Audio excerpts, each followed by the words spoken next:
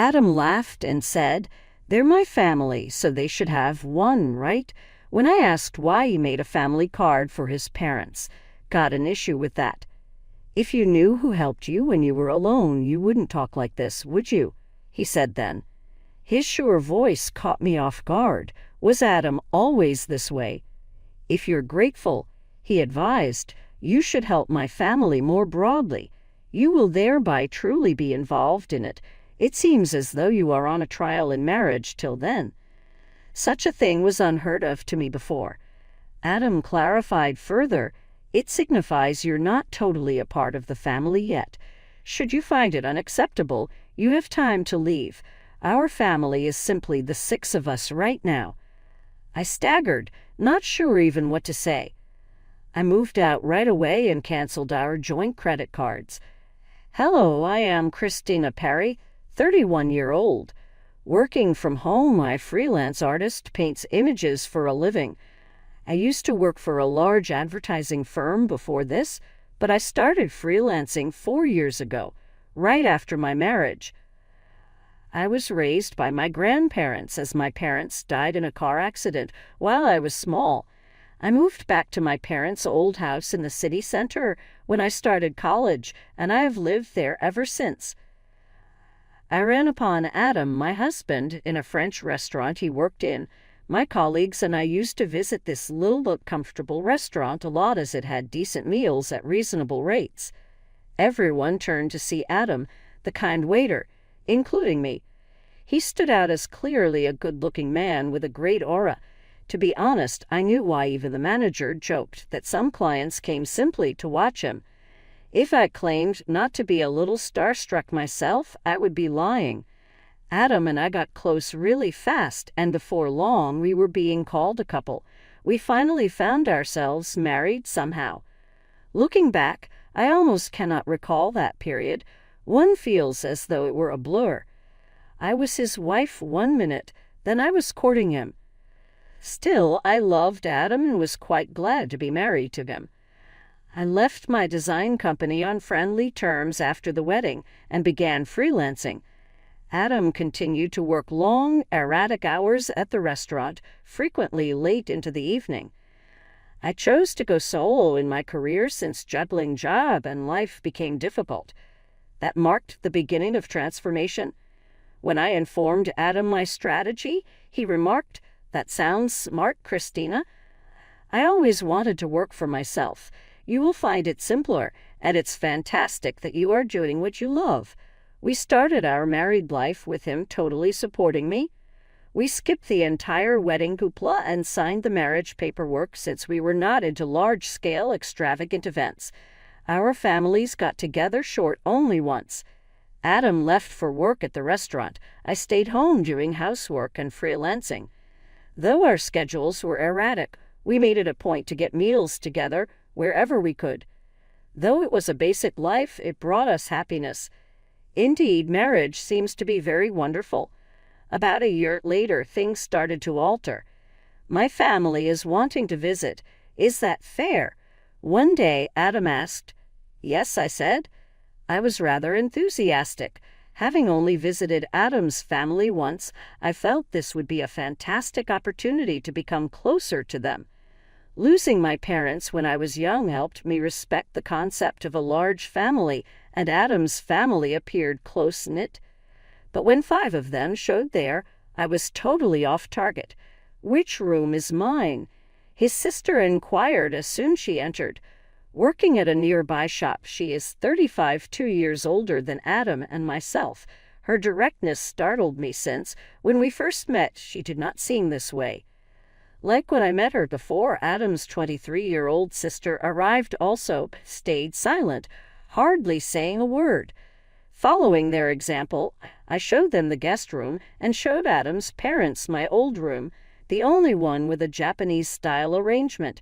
I reasoned that would be most appropriate for them. Once everyone had settled in, Adam's older sister abruptly remarked, "Well, since we're all living together now, you better start treating our family right."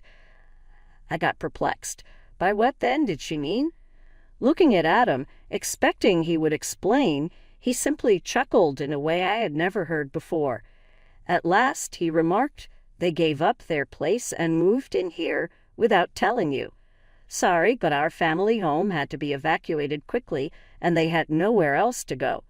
It shocked me. Why had Adam not shared with me?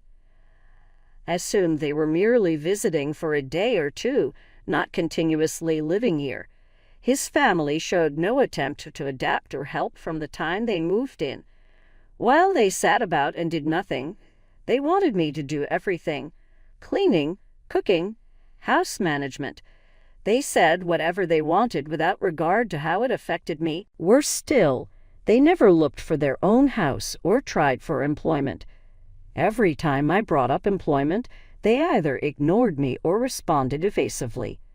When Adam's sister said, "Oh, I quit that awful job at the supermarket," I felt still another shock. She was only working part-time, although at first I assumed she had a full-time job.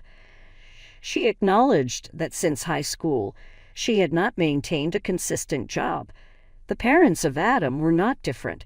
They'd also resigned from their part-time employment prior to moving in. Regarding his younger sister, she worked hardly at all. She insisted she was a student, but that was untrue. She answered, "Why should I?" when I questioned her why she hadn't worked. "Right now, I live in a wealthy family." Not sure, I asked her who she meant by well-off. Her answer made me stop in front.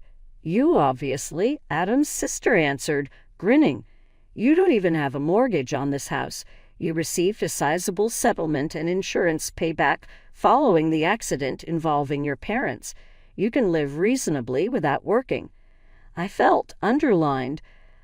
I informed Adam what had happened when he arrived home, thinking he would grasp.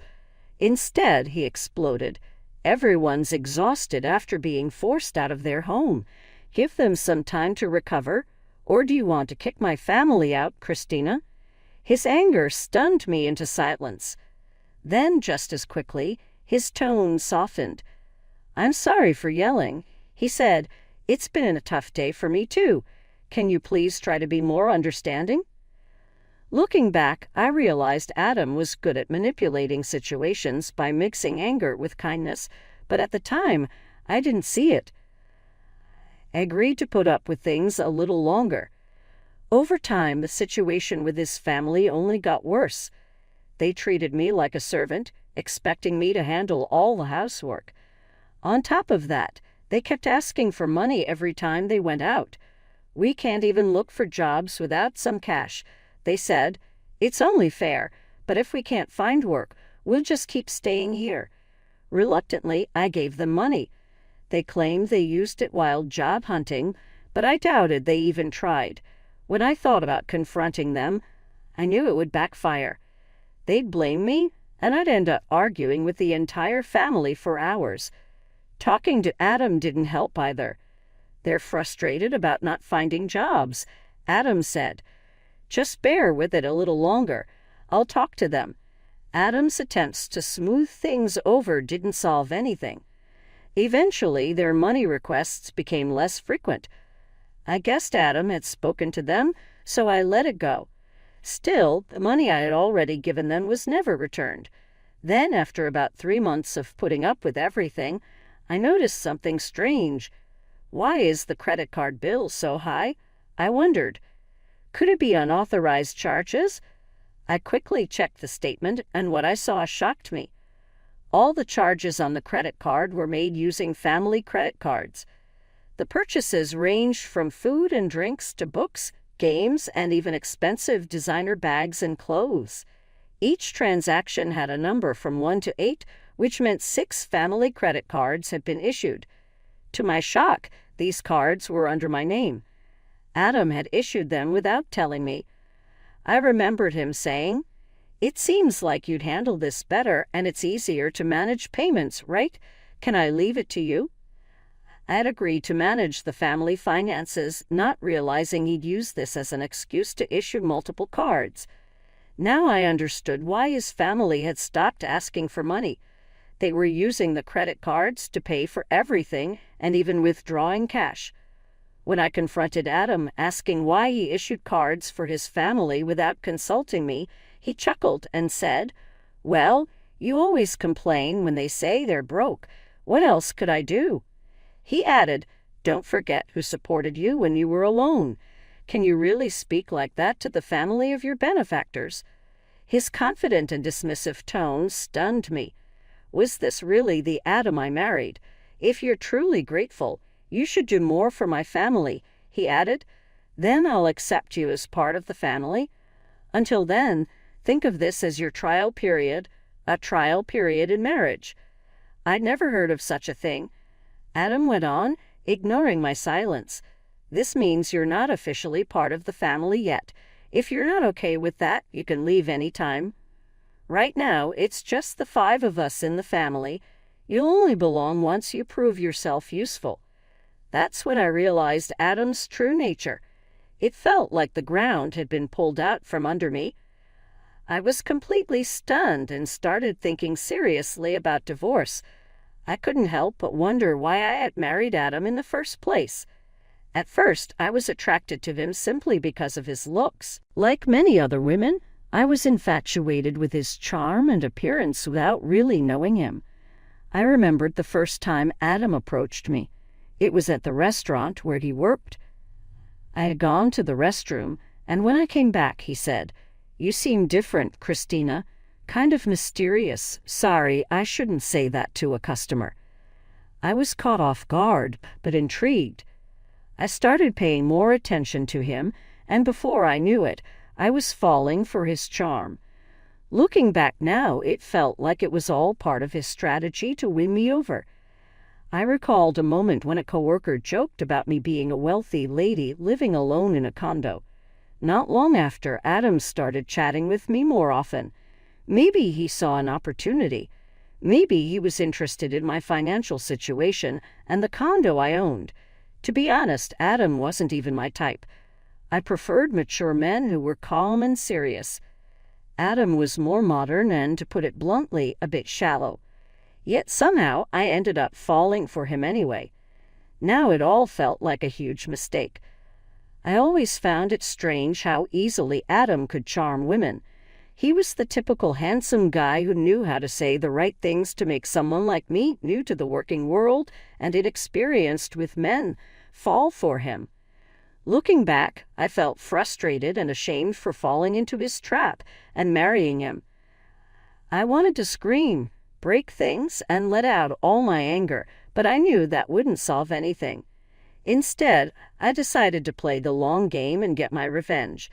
To do that, I had to endure this situation for a little longer. Just like Adam manipulated me, I planned to take control of the situation, including his family. The condo we lived in had been bought by my dad with a mortgage shortly after I was born.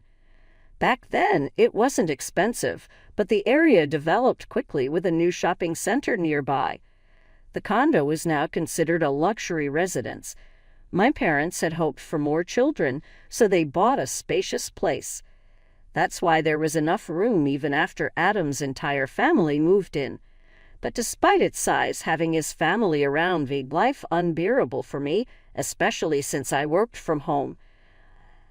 I only put up with it because I had a plan. Adam's sister was right about one thing. There was no mortgage on the condo anymore. When I was 4, both my parents died in a tragic car accident. They were on their way back from my paternal grandfather's funeral when their car was hit by a speeding vehicle on the highway.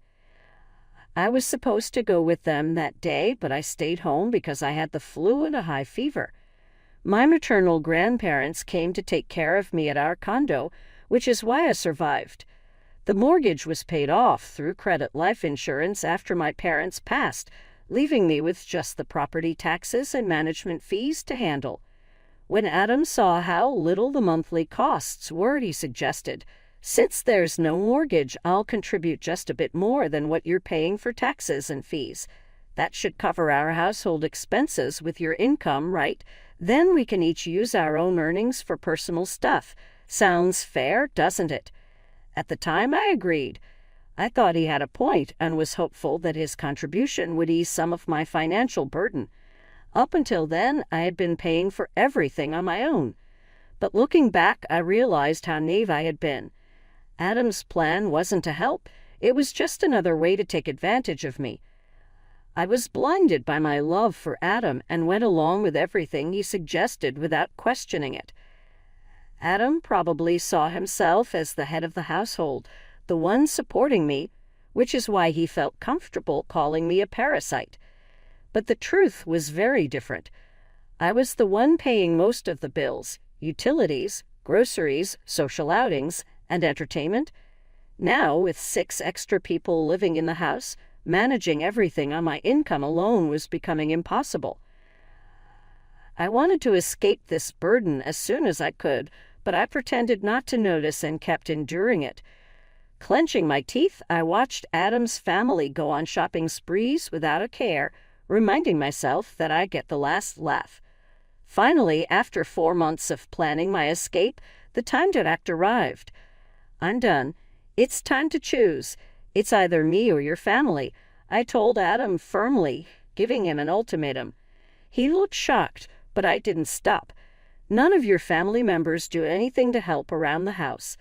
They dump all their chores on me, knowing I work from home. I'm not sitting around doing nothing, yet they treat me like a freeloader and insult me, claiming you're the one supporting me. I've had enough, I said, my voice shaking with anger.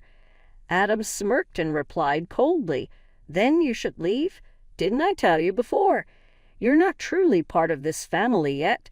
Giving up now just proves you haven't earned your place, Adam said coldly. I stared at him in disbelief, pretending to be shocked. What's surprising about this? He continued. If you can't tolerate my family, then you're the one who has to go. And since it's not my fault, I'll take this condo as alimony and claim half of your savings as part of the property settlement. At that moment, it all clicked. This had been his plan all along. That's why his family had been making my life miserable, trying to drive me out. I had suspected it before, but hearing him say it so plainly still hurt. This was the man I had once loved and married. But thanks to this revelation, I was finally sure about what I had to do. Fine, I said calmly. I'll divorce you. But let me make this clear. This condo belongs to me, and I'm not at fault here. Adam looked startled. What did you say? He asked. The reason for the divorce is your family moving in without my consent and the way they've disrespected me, I said firmly. Adam seemed shocked by my refusal to accept his terms. He hadn't expected me to stand up for myself. Since we got married, I had always given in to Adam's demands. Thinking back on those moments made me angry. I had had enough. I can't stand another moment with you or your family, so I'll leave now. But you all better be ready to move out too, I told him firmly. Adam shouted, This is ridiculous. This is our home, and we're not leaving. Ever heard of tenant rights? You can't just evict us from our own house. Ignoring his protests, I packed up and left the condo. I went to my grandparents' house for refuge and told them everything. They were shocked by what I had been through and scolded me for not coming to them sooner. With tears in their eyes, they hugged me tightly. I'm so sorry, Grandma, Grandpa. I know I made you worry, but I'll be okay now, I said, forcing a smile through my own tears. The day after I left, Adam contacted me in a panic. What's this about? What mail are you talking about? He asked, referring to the certified letter I'd sent. I felt relieved that things were moving so quickly. I had already hired a lawyer to handle the divorce, and as soon as I told them I had left the condo, they started the legal process right away. I'm not paying any alimony and I'm not leaving the condo, Adam said confidently. But legally, he was obligated to pay, and he had no right to stay in the apartment. What do you mean? He continued. The condo is jointly owned since we're married. If that's your stance, then compensate me for half its value to buy out my share, he demanded, making an absurd claim. I kept my cool and replied firmly, If you have anything to say, communicate through my lawyer from now on. Then I ended the call. I figured Adam would call again, and as expected, he hit the very next morning. "What's this all about?" he repeated, clearly lacking anything new to say. "What mail are you referring to? And why aren't the cards working? What did you do?" I calmly explained. What I did was cancel the card. That card was in my name, and you were just an authorized user on the family account, remember? Before leaving the condo, I had moved all the accounts linked to that card onto a new one and canceled the old card. Naturally, when I canceled mine, the family card stopped working too. I was the one covering all the expenses. I said, "Yes, you paid for the management fees and property taxes for the first 5 months, but that's it. It's not much, but if you prefer, I can deduct it from the alimony," I added mockingly. Adam had no response. For the first time, I felt like I had the upper hand. I heard muffled shouting on the other end of the line. That's right, Adam had only paid the agreed amount for the first 5 months. After that, he came up with excuses about work and other things to delay payment. Then he just stopped paying altogether. If he thought he was still contributing, it showed just how forgetful he was. But I didn't care anymore. I was done with him, and his actions no longer mattered to me. "That's the situation," I said calmly.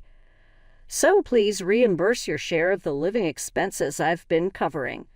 I've kept detailed records of all household expenses, and I'll use them as evidence to split our finances fairly."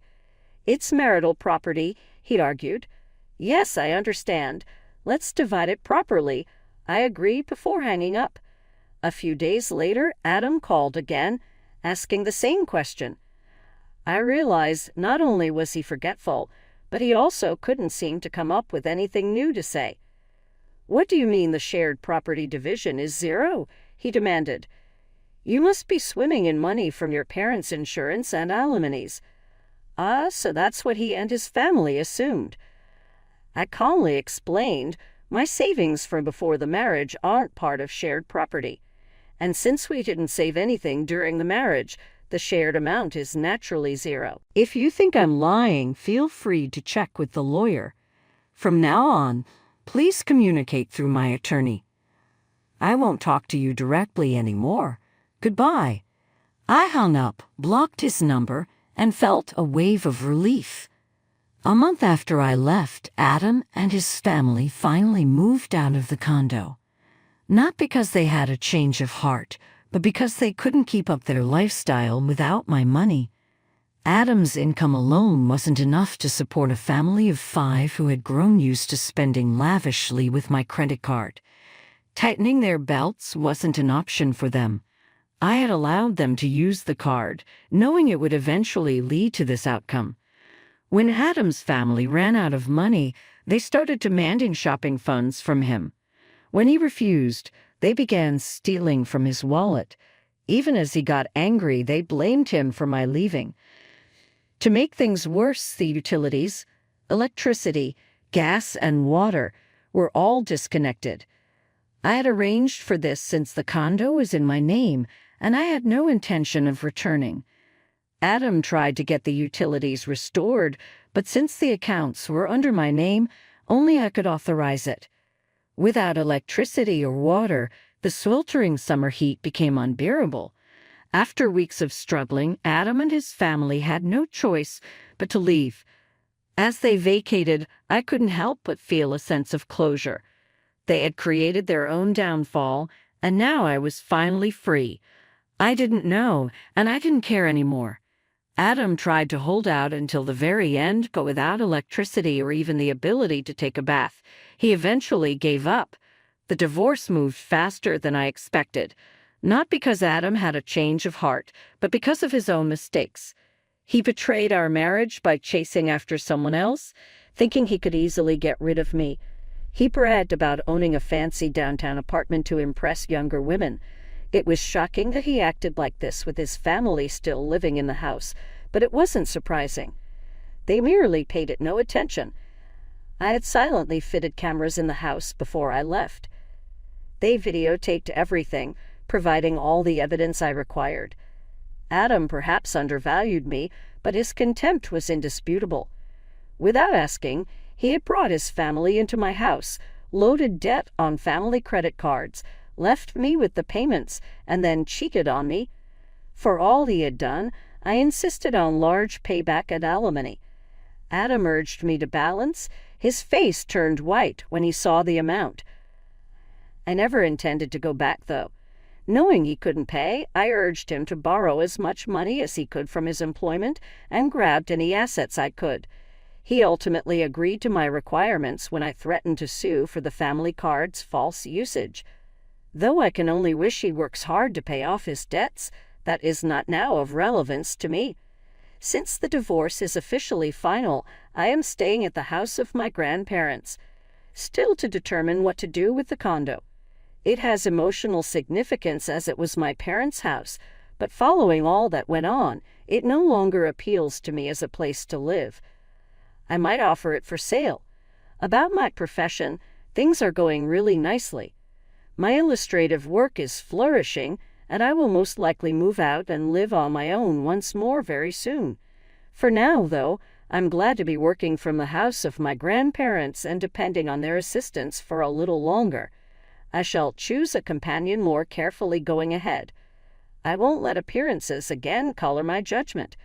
My ideal companion to live life with is someone that respects honesty, kindness, and integrity.